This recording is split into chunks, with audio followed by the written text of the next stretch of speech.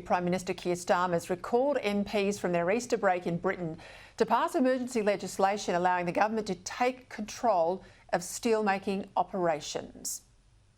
It allows us to take control of British Steel's blast furnaces, maintaining steel production and, by extension, protecting the company's 3,500 strong workforce. Now, the bill does not transfer ownership to the government. We'll have to deal with this matter at a later date. Joining me now to discuss this, Director at Strategic Analysis Australia, Michael Shoebridge.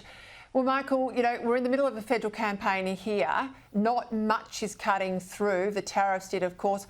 I think this is a huge issue. We cannot not discuss it tonight. I think it's a key warning, not just for Britain, but for countries like Australia.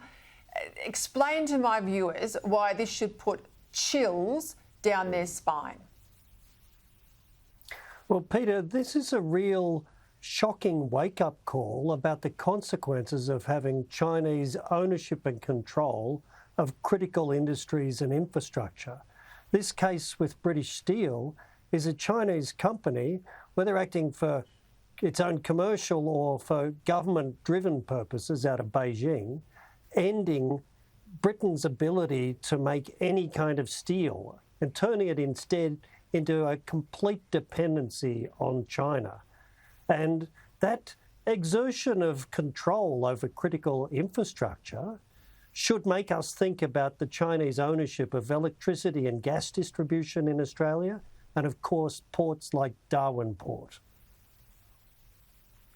And transmission lines and 5G networks and even toll bridge operators. I mean, if you wanted to enact some sort of domestic chaos, you'd have all the traffic lights in the country fail and all the toll manufacturing reading information, put a bug in that system and away we go. I mean, these are the things that I think we've been asleep at the wheel about. And what we're seeing play out in the UK, we're not immune. No, and isn't it interesting that Keir Starmer, when he came to power, he wasn't going to be a national security prime minister.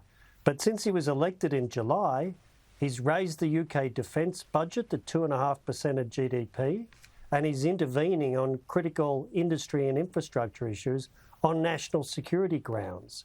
He's obviously understanding China is not the UK's new best friend economically or politically, even with the risks coming out of Washington.